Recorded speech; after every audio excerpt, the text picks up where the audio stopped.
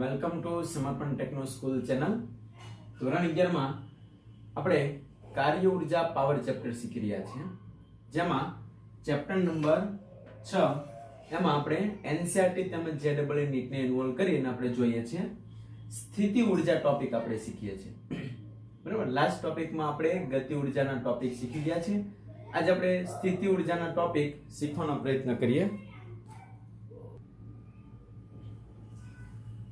તો આપણે સ્થિતિ ઉર્જાનો ટોપિક છે એને જોઈએ છીએ. તો સ્થિતિ ઉર્જા કોને કહેવાય? આપણે ગતિ ઉર્જા જોઈ ગયા છે. પદાર્થની ગતિને લીધે રહેલી જે ઉર્જા છે એને આપણે શું કહીએ છીએ? ગતિ ઉર્જા કહીએ. તો સ્થિતિ ઉર્જા આપણે કોને કહેવાય? તો સ્થિતિ ઉર્જા બહુ સહેલો ટોપિક છે. પદાર્થની સ્થિતિને લીધે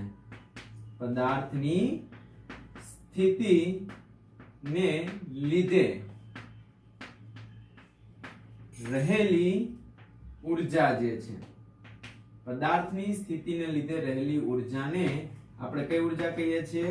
તો કે સ્થિતિ ઉર્જા કહે છે. બરાબર છે, બહુ સહેલો ટોપિક છે. પદાર્થ છે સ્થિર સ્થિતિમાં હોય તો એની પાસે જે ઉર્જા છે ને આપણે સ્થિતિ ઉર્જા કહીએ.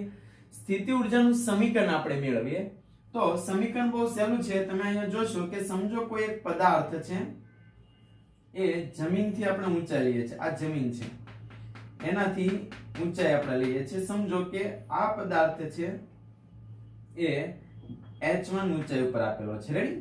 કેટલી ઊંચાઈ પર આપેલો છે? h1 ઊંચાઈ પર આપેલો છે.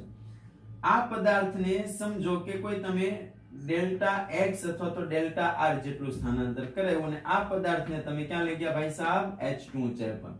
એનો મતલબ સમજો કે આ પદાર્થ અત્યારે જમીનથી h1 ઊંચાઈ ઉપર છે, એના પર તમે બળ લગાડ્યું, બળ લગાડતા એનું સ્થાનાંતર થયું એટલે તમે કાર્ય કર્યું કહેવાય. ફરીથી જુઓ, આ પદાર્થ ઉપર તમે બળ લગાડશો અને બળ લગાડતાનું શું થશે? સ્થાનાંતર થશે એટલે તમે પર શું કર્યું કહેવાય? કાર્ય કર્યું.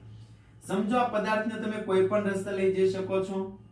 આ પદાર્થને તમે સીધા રસ્તે પણ લઈ જઈ શકો છો. આ પદાર્થને તમે બીજા પણ રસ્તે લઈ જઈ શકો છો. બેમાં સ્થાનાંતર કેવું થશે? સમાન. અંતિમ સ્થાન અને પ્રારંભિક સ્થાન. ઓકે, તો આપણે એક જગ્યાએથી બીજી જગ્યાએ લઈ જઈએ તો આપણા માટે ખાસ ધ્યાન રાખીએ કે કરવું પડતું કાર્ય કેટલું છે. આમ તો પદાર્થ છે ઉપરની તરફ જાય એટલે એને વજન બળ ક્યાં લાગે મિત્રો? નીચે લાગે એટલે એનું વજન બળ લાગશે નીચે. ઓકે, તો વજન બળ નીચે, સ્થાનાંતર ક્યાં થાય છે? ઉપર. સમજો એ પદાર્થ છે કેટલું સ્થાનાંતર કરે તો અહીં તમને નામ આપી દઉં છું કે ડેલ્ટા r જેટલું સ્થાનાંતર કરતું છે. ઓકે, એટલે સૂક્ષ્મ સ્થાનાંતરમાં કાર્ય મેળવી લો, પછી h1 થી ટોટલ h2 સુધીમાં કેટલું કાર્ય કરવું પડે એ આપણે ગણી લઈએ. સમજાય છે આકૃતિ તમને? ફરીવાર સમજાવું છું કે કોઈ એક પદાર્થ છે એ h1 ઊંચાઈ ઉપર છે જમીનથી. રેડી? તો અહીંયા હું નામ આપું છું, આ પદાર્થ જે છે એ જમીનથી h1 ઊંચાઈ પર છે. ઓકે, આની ઊંચાઈ જે છે જમીનથી h1 છે. આ પદાર્થને આપણે અહીંયા લઈ જવો છે તો તમે સીધા રસ્તે પણ લઈ જઈ શકો અથવા તો કોઈ બીજા રસ્તે પણ લઈ જઈ શકો. તો આ દરમિયાન તમે એનું સ્થાનાંતર કરો છો ડેલ્ટા r જેટલું, અને આ પદાર્થ કેટલી ઊંચાઈ પર પ્રાપ્ત કરે છે તો તમે એનું સમીકરણ મેળવશો h2 ઊંચાઈ પ્રાપ્ત કરે છે. તો કેટલું કાર્ય કરો છો આના પર? તો કાર્યનું સમીકરણ આપણને ખ્યાલ જ છે કે પદાર્થ ઉપર કરવું પડતું કાર્ય ડેલ્ટા w, કાર્ય બરાબર બળ ગુણ્યા સ્થાનાંતર. હા કે ના? હવે તમને ખ્યાલ છે પદાર્થને વજન બળ ક્યાં લાગે છે? નીચેની દિશામાં. સ્થાનાંતર ક્યાં થાય છે? ઉપર. એટલે બે વિરુદ્ધ દિશામાં છે એટલે કાર્ય આપણું ઋણ મળે. આપણે કાર્ય શીખી ગયા છે, બળ છે નીચેની દિશામાં લાગે, સ્થાનાંતર ઉપર થાય છે એટલે આપણું કાર્યનું સમીકરણ છે થશે કાર્ય બરાબર માઈનસ બળ ગુણ્યા સ્થાનાંતર. અને F બરાબર આપણને ખ્યાલ છે વજન બળ મૂકીએ છે, એનું વજન બળ લાગે mg. તો એને h1 થી h2 ઊંચાઈ પ્રાપ્ત કરવી છે. h1 થી h2 ઊંચાઈ પ્રાપ્ત કરવી હોય તો ટોટલ કેટલું કાર્ય કરવું પડે? તો કુલ કાર્ય જે છે એ આપણને મળી જાય. એનું સંકલન કરી લે. ક્યાંથી ક્યાં સુધી? h1 થી h2 ઊંચાઈ સુધી. અહીંયા કિંમત મૂકી દઈએ. તમા અચળ પદ છે આપણે બહાર કાઢી લઈએ, માઈનસ mg બહાર કાઢી લઈએ, સંકલનમાં h1 થી h2 ઇન્ટુ ડેલ્ટા r લખે. ઓકે, ડેલ્ટા આર કે ડેલ્ટા એક્સ આપણે શીખી ગયા છે. ડેલ્ટા આર નું સંકલન આર થાય, ડેલ્ટા એક્સ નું સંકલન એક્સ થાય, ડેલ્ટા વી નું સંકલન વી થાય. આપણે શીખવાડેલું છે. ઓકે, તો ડેલ્ટા આર નું સંકલન શું થશે તો કે -mg ડેલ્ટા આર નું સંકલન થશે r upper limit minus lower limit. તો અહીંયા h2 મૂકીએ એકવાર ને એકવાર h1 મૂકીએ તો સમીકરણ શું થાય -mg ઉપરની લિમિટ છે h2 છે માઈનસ નીચેની લિમિટ છે h1 છે. આ કેના આની અંદર ગુણાકાર કરીશું તો આપણો જવાબ થાય -mgh2 minus minus plus mgh1. Okay, તો તમે જે કાર્ય કરો છો એ તમારું કાર્ય છે માં ઊર્જા રૂપે સંગ્રહ થાય છે.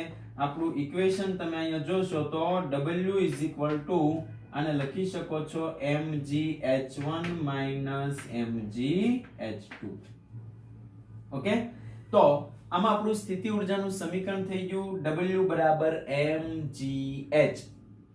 ઓકે મિત્રો, તો આ ખાસ ધ્યાન રાખજો, જ્યારે પદાર્થ અહીંયા હોય ત્યારે એની પાસે સ્થિતિ ઊર્જા mgh1 છે, જ્યારે h2 સ્થાને આવે છે એની સ્થિતિ ઊર્જા mgh2 થાય છે. તો આપણું મેન સ્થિતિ ઊર્જાનું સમીકરણ પૂછે, આ તમે ફટાફટ વ્યવસ્થિત બુકમાં લખી લેશો.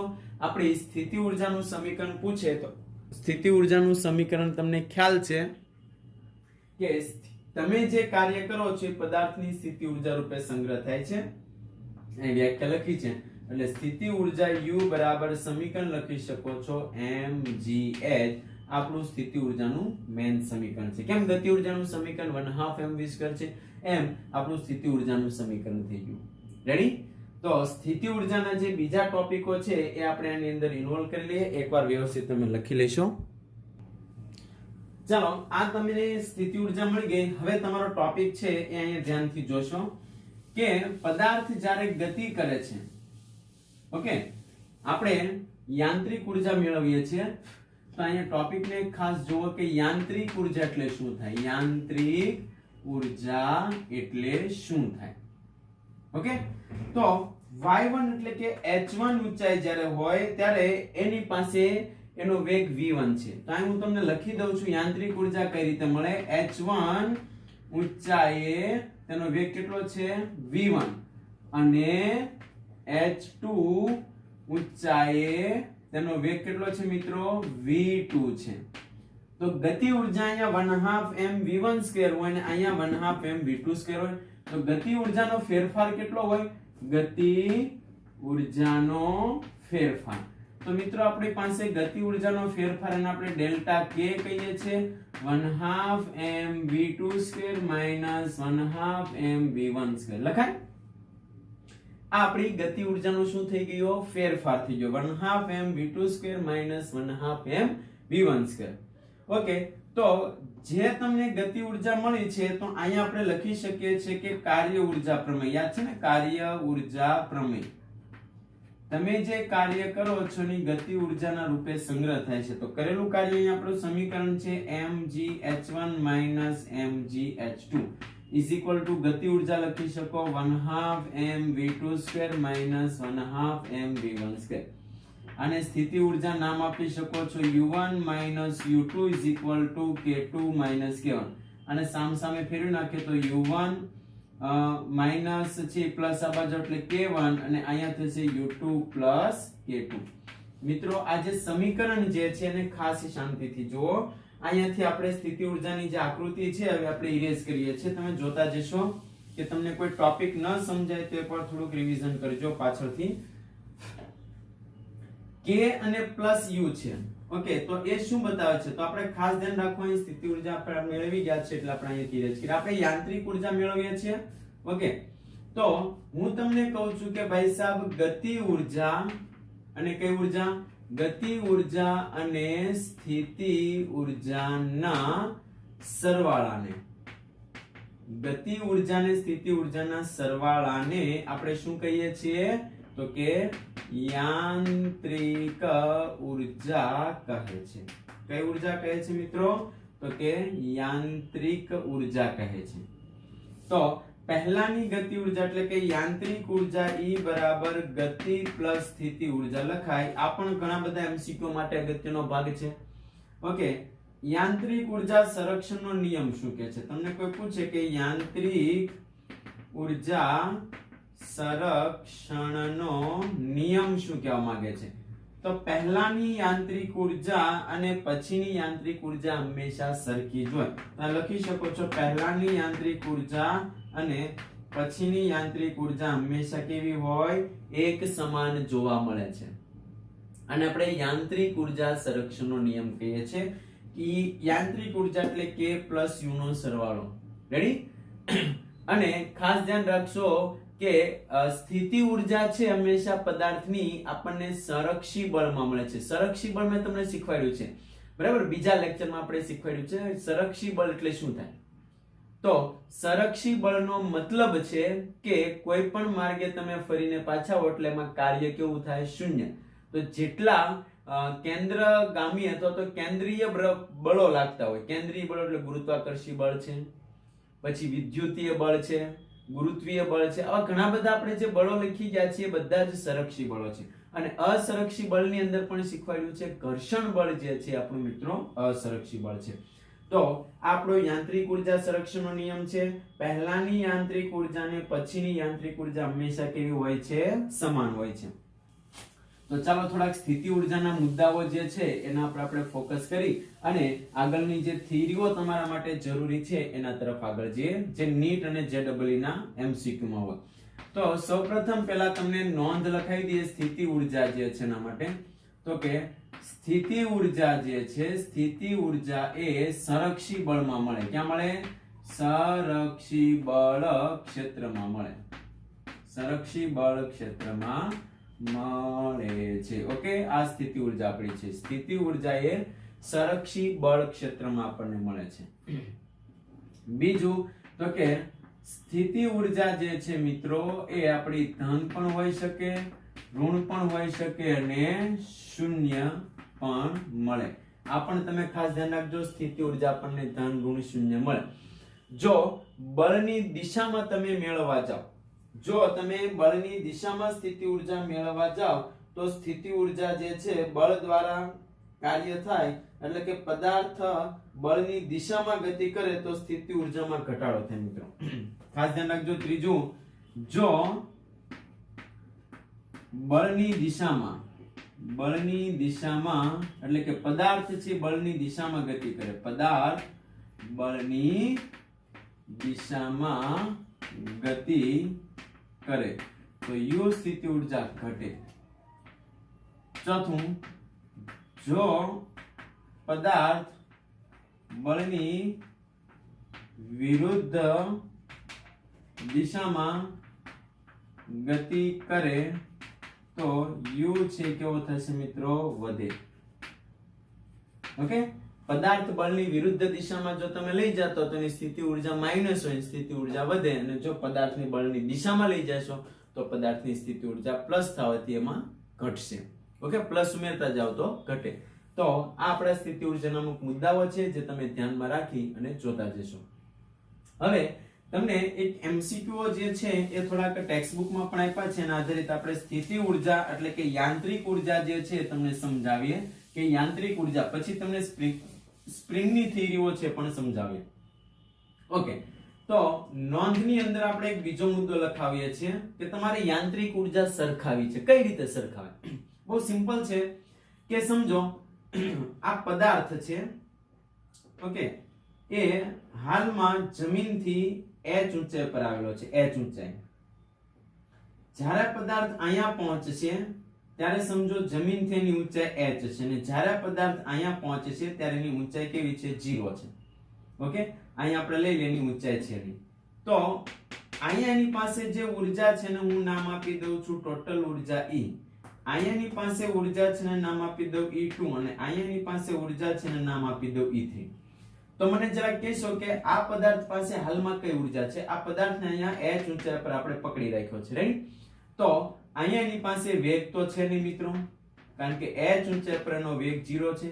અહીંયાની પાસે વેગ આવશે અને અહીંયા ટોટલ એનો અંતિમ વેગ થઈ જશે. તો હાલમાં h ઊંચાઈ પર તમને પૂછવામાં આવે તો h ઊંચાઈ ઉપર એની પાસે ટોટલ ઊર્જા જે છે એ કેટલી હોય? તો કે ગતિ વત્તા સ્થિતિ. જેમાં ગતિ ઉર્જા તો 0 થશે એટલે સ્થિતિ ઉર્જા કેટલી થશે mgh.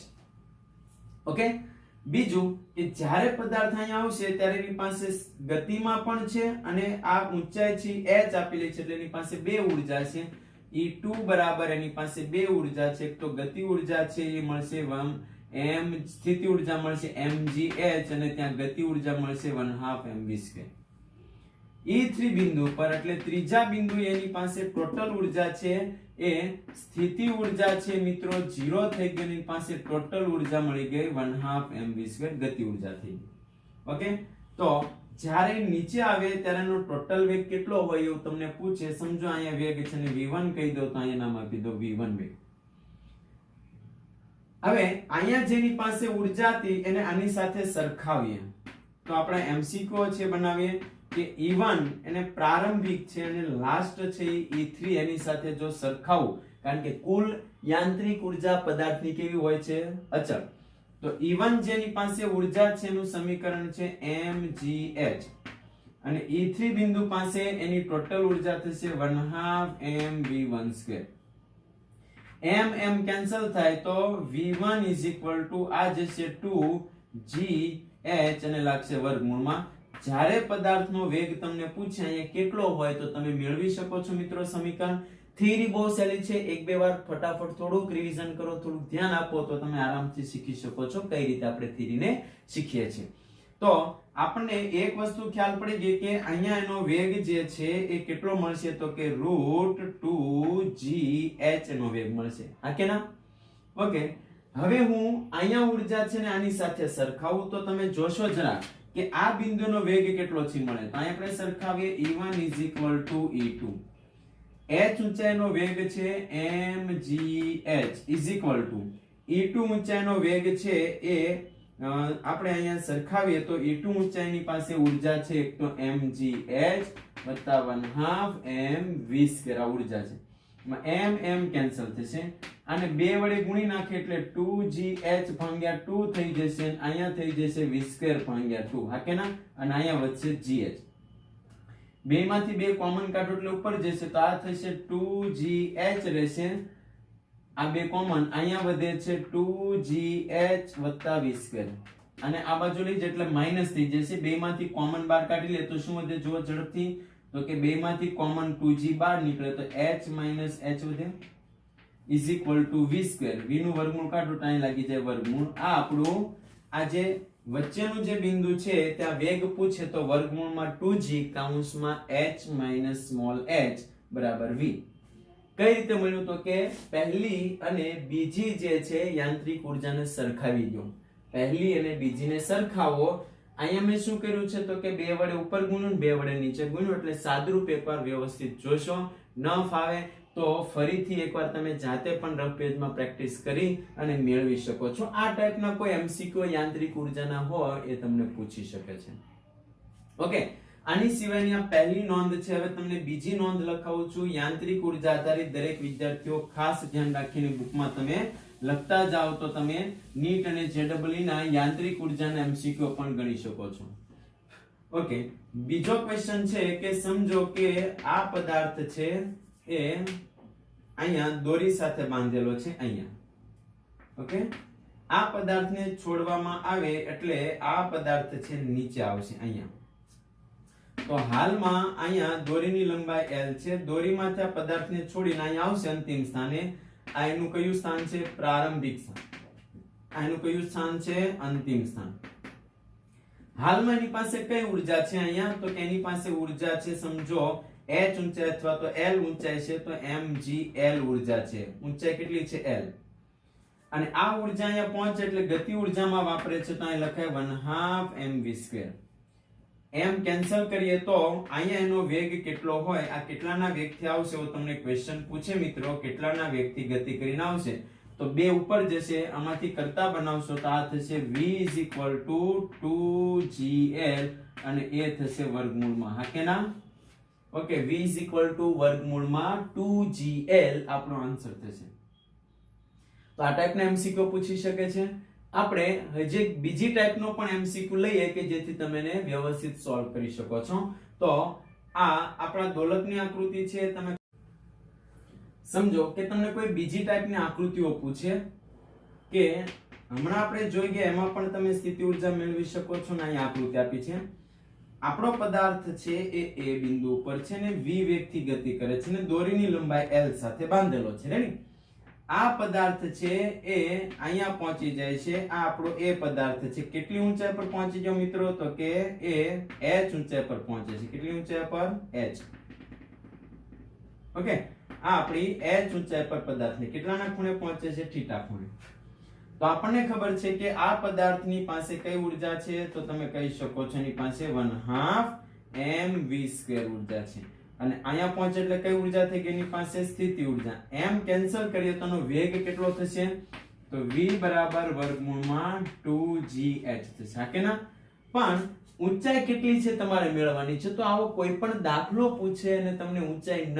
ફાવે તો આપણે એને શીખવાડીએ છીએ શાંતિથી વ્યવસ્થિત જુઓ અને ચેક કરીએ તો મારે ઊંચાઈ મેળવવી છે આની અંદર સમજો કે હું આને p બિંદુ નામ આપી દો ને q ટોટલ લંબાઈ છે આપણને દોરીની ટોટલ લંબાઈ કેટલા આપી છે મિત્રો l આપી છે એમાંથી જો pq અંતર કાઢી નાખું તો મને h અંતર મળી જશે હવે pq શોધવા માટે ત્રિકોણમાં ખાસ જો કે cos θ નો ઉપયોગ કરો એટલે પાસેની બાજુ pq થશે અને કર્ણ જે છે લંબાઈ l આપેલો છે તો મને pq અંતર છે કેટલું મળશે તો તમે કહેશો l cos θ મળશે ઓકે નાઉ h મારે ગોતવું છે એટલે h એટલે શું થશે તો કે ટોટલ લંબાઈ જે છે એમાંથી pq અંતર કાઢી નાખીએ આપણે ઓકે તો ટોટલ લંબાઈ l છે એમાંથી l cos θ આપણે કાઢી નાખીએ તો h l ને બહાર કાઢી લઈએ તો 1 cos θ થશે 1 cos θ આ h ની કિંમત જો સમીકરણમાં મૂકી દઉં તો આપણા વેગનું સમીકરણ છે આપણને મળી જાય 2g h ની જગ્યાએ 1l કૌંસમાં 1 cos θ આવી રીતે તમને વેગનું સમીકરણ મેળવવાનું પૂછે ગણતરી પૂછે તો તમે ફાઇન્ડ કરી શકો છો મેળવી શકો છો બહુ સારી થિયરી છે ઓકે તો વ્યવસ્થિત તમે ધ્યાન રાખશો તો તમે શાંતિથી આપેલા જે ચેપ્ટરના કોઈ પણ એમસીક્યુ છે ને શાંતિથી ગણી શકો છો જે એમસીક્યુ જે ટાઈપનો પૂછે એને સોલ્વ કરવામાં તમે ધ્યાન આપશો ચાલો આપણો પછીનો અગત્યનો ટોપિક છે કે સંરક્ષી બળ માં આપણને પૂછવામાં આવ્યું છે બળ અને સ્થિતિ ઊર્જા વચ્ચેનો સંબંધ મેળવો સંરક્ષી બળ એટલે આપણને ખ્યાલ છે કે કુલ કાર્ય મિત્રો હંમેશામાં કેવું હોય શૂન્ય થતું હોય તો એની અંદર આપણે સંરક્ષી બળ કે એમાં આપણને બળ અને સ્થિતિ ઊર્જા વચ્ચેનો એક સંબંધનું સમીકરણ પૂછ્યું છે સમજો કે આપણી પાસે કોઈ પદાર્થ છે એમ દળના પદાર્થ પર F જેટલું બળ લગાડવામાં આવે F જેટલું બળ લગાડતા તેનું ડેલ્ટા x જેટલું શું થાય છે મિત્રો સ્થાનાંતર થાય છે શું થાય છે ડેલ્ટા x જેટલું સ્થાનાંતર થાય તો કાર્ય કેટલું કર્યું કહેવાય તો કે કાર્ય બરાબર બળ ગુણ્યા સ્થાનાંતર લખાય હા કે ના ઓકે અને આપણને ખ્યાલ છે પદાર્થને તમે જે કાર્ય કરો છો તો આપણી પાસે કાર્ય ઊર્જા પ્રમેયનું વિધાન પણ છે તો બધાને ખ્યાલ છે કે કાર્ય ઊર્જા પ્રમેય તો એનો મતલબ કે તમે જે કાર્ય કરો છો એની ગતિ ઊર્જામાં સંગ્રહ થાય છે તો એનો મતલબ આપણે લખી શકીએ છીએ બળ ગુણ્યા સ્થાનાંતર આ કે ના ઓકે તો કુલ ઊર્જા એટલે કે યાંત્રિક ઊર્જા હંમેશા કેવી હોય મિત્રો તો કે કુલ ઊર્જા E ગતિ ઊર્જા પ્લસ સ્થિતિ ઊર્જા લખાય અને કુલ ઊર્જા હંમેશા તંત્રની કેવી હોય અચળ હોય એટલે કે શૂન્ય હોય ઓકે આ કુલ ઊર્જા આપણી શૂન્ય હોય ગતિ ઊર્જા આપણને ખ્યાલ છે F ડેલ્ટા x છે વત્તા ડેલ્ટા u અને સામસામે લઈ જઈએ તો માઈનસ થઈ જશે માઈનસ F ડેલ્ટા x બરાબર ડેલ્ટા u લખાય ઓકે તો અહીંયા આપણે કિંમત મૂકીએ કે બળ F માઈનસ નિશાની સામે લગાડી દો એટલે માઈનસ ડેલ્ટા u ના છેદમાં ડેલ્ટા x સ્થાનાંતર ખૂબ નાનું હોય તો આ સમીકરણ આમ પણ લખી શકો છો minus delta u by delta x આપણને આમાંથી એમસીક્યુ પૂછે જે દરેકે ધ્યાન રાખવાનું છે ફરીથી આ સમીકરણ છે ને આપણે મિત્રો સોલ્વ કરતા શીખીએ કે સંરક્ષી બળની અંદર બળ અને સ્થિતિ ઊર્જાનો સંબંધ શું છે તો કે કોઈ m દળનો પદાર્થ છે એના પર આપણે F જેટલું બળ લગાડીએ તો સ્થાનાંતર કરે ડેલ્ટા x જેટલું. તો આપણે એના પર કાર્ય કેટલું કર્યું કહેવાય તો કે કાર્ય બરાબર થશે બળ ગુણ્યા સ્થાનાંતર થશે. હા કે ના? તો સામે જો કે કાર્ય ઊર્જા પ્રમેય આપણે એમાં વાપરીએ તો કાર્ય ઊર્જા પ્રમેયનો મતલબ તમે જે કાર્ય કરો છો એની ગતિ ઊર્જા પણ લખી શકો છો. ઓકે, તો તમે જે બુકમાં લખ્યું છે એમાં જો કે કરેલું કાર્યમાં ગતિ ઊર્જાના સ્વરૂપમાં સંગ્રહ થાય એટલે બળ ગુણ્યા સ્થાનાંતર લખાય. તો કુલ ઊર્જા એની કેટલી થશે તો કે કુલ ઊર્જા જે છે ઇઝ ઇક્વલ ટુ ગતિ પ્લસ સ્થિતિ ઊર્જા લખાય. હા કે ના? તો કુલ ગતિ ઊર્જા જે છે એને તમે ધ્યાનથી જો તો કુલ ગતિ ઊર્જા ઇઝ ઇક્વલ ટુ બળ ગુણ્યા સ્થાનાંતર વત્તા સ્થિતિ ઊર્જા લખાય. બેને સામ સામે લઈ જાઓ તો કોઈકને માઈનસ કરી દેશો, બળને કરતા બનાવો એટલે આ બળ અને ઊર્જા વચ્ચેનો સંબંધ છે અને એના એમસીક્યુ પણ આપણને પૂછે તો આપણે ખાસ વ્યવસ્થિત સોલ્વ કરી અને ધ્યાનથી જોવાના છે. રેડી? હવે આપણી પાસે એક ટોપિક લઈએ થિયરી ની અંદર, પછી આપણે આજનો લેક્ચર છે ફિનિશ કરીએ. અને આ ટોપિક તમારા માટે ખૂબ આઈએમપી છે, દરેક વિદ્યાર્થીઓ છે એ ખાસ જોશે. સ્પ્રિંગમાં રહેલી ઊર્જા મિત્રો, કેમાં રહેલી ઊર્જા તો કે સ્પ્રિંગમાં રહેલી સ્થિતિ ઊર્જા. ઓકે, સ્પ્રિંગમાં રહેલી સ્થિતિ ઊર્જાનું સમીકરણ તમારે મેળવવું છે.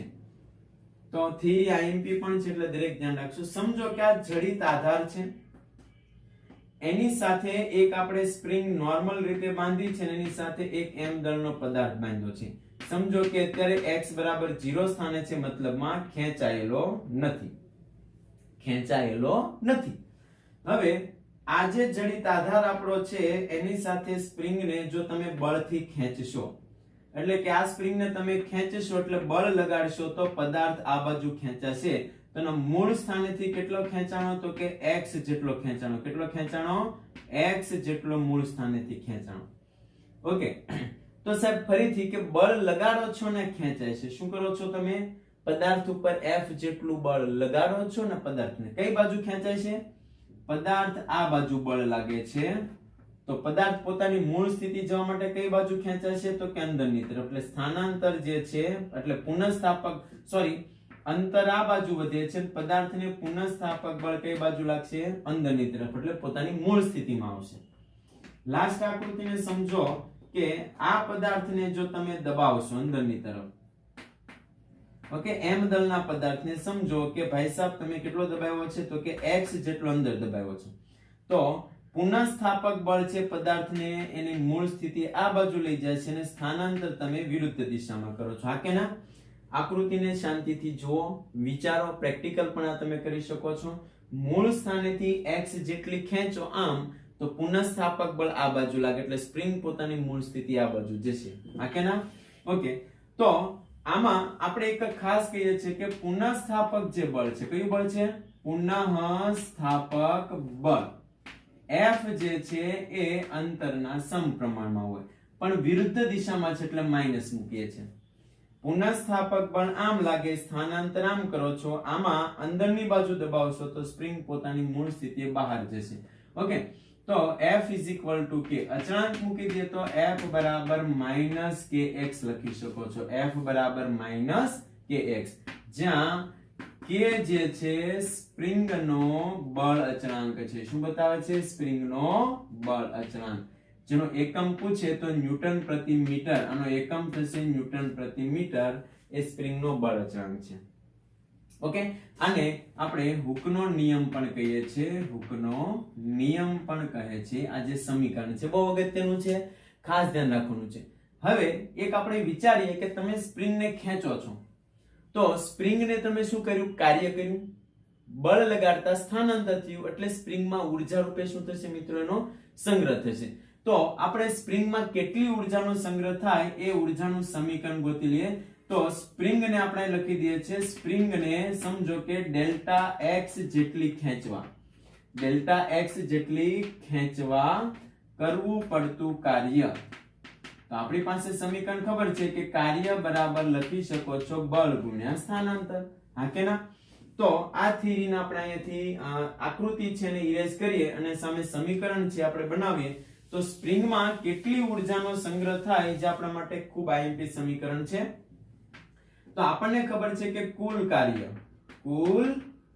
કેટલું થાય, તો કુલ કાર્ય એટલે ડેલ્ટા ડબલ્યુ, જેનું સંકલન કરી લઈએ તો અહીંયા થશે f into ડેલ્ટા x. નાઉ f એટલે અહીંયા આપી છે value -kx into delta x, આનું સંકલન. અચળ પદ બહાર કાઢી લઈએ x into ડેલ્ટા x નું સંકલન થશે. x into ડેલ્ટા x નું શું થાય મિત્રો, તો કે x નો વર્ગ થાય, કે x નો વર્ગ છેદમાં 2. આ તમે કાર્ય કર્યું ને જે કાર્ય કર્યું એ સ્પ્રિંગમાં ઊર્જા રૂપે શું થયું મિત્રો, સંગ્રહ થયો. 1/2 kx² પણ લખી શકો છો. આ સમીકરણને 1/2 kx² પણ લખી શકો છો. એટલે જ્યારે તમને સ્પ્રિંગમાં પુનઃસ્થાપક બળ પૂછે તો f બરાબર -kx, અને તમે જે કાર્ય કરો છો સ્પ્રિંગમાં ઊર્જા રૂપે સંગ્રહ થાય, જેનું સમીકરણ છે 1/2 kx². ઓકે, તો આ ટોપિક છે, વ્યવસ્થિત તમે રીડ કરી અને નોંધ કરીને લખી લેજો. સમજો તમને પૂછવામાં આવ્યું કે ભાઈ સ્પ્રિંગને x1 થી x2 સુધી લઈ જવામાં આવે, x1 થી x2 સુધી, તો સંકલન કરો ત્યારે ખાસ ધ્યાન રાખો કે સંકલન x1 થી x2 કરી નાખો અને અહીં લખો -kx into delta x. -k બહાર નીકળશે, x into ડેલ્ટા x નું થશે x નો વર્ગ છેદમાં 2 upper limit minus lower limit. તો સમીકરણ શું થશે કે આ x2 છે, x ની જગ્યાએ મૂકી દઉં તો એ થઈ જશે x2 નો વર્ગ છેદમાં 2 માઈનસ, અને અહીંયા લોઅર લિમિટ એટલે માઈનસ મૂકવાનું, એટલે માઈનસ માઈનસ પ્લસ થાય. ફરીથી upper limit minus lower limit, એટલે જારાની માઈનસ મૂકો એટલે આગળની માઈનસ માઈનસ પ્લસ થઈ જાય, એટલે કે x1 નો સ્ક્વેર ભાગ્યા 2. ઓકે, અને આ રીતે પણ લખી શકો છો 1/2 k x1 નો સ્ક્વેર માઈનસ 1/2 k x2 નો સ્ક્વેર. આ આપણી કાર્ય જે છે ઊર્જા રૂપે સંગ્રહ થાય. ઓકે, તો સ્પ્રિંગમાં રહેલી ઊર્જાનું સમીકરણ છે એ તમારા માટે અગત્યનું છે. તો અહીંયા સુધીનો એકવાર વ્યવસ્થિત રિપીટ કરી લેશો. આપણે નેક્સ્ટ સ્થિતિ ઊર્જા પછી પાવરના મુદ્દાઓ જોવાના છીએ અને પછી સંઘાત આવશે. તો વ્યવસ્થિત આખું ચેપ્ટર લખી અને શાંતિથી જોતા જશો. થેન્ક યુ ટુ વોચ સમર્પણ techno school channel. Welcome to physics.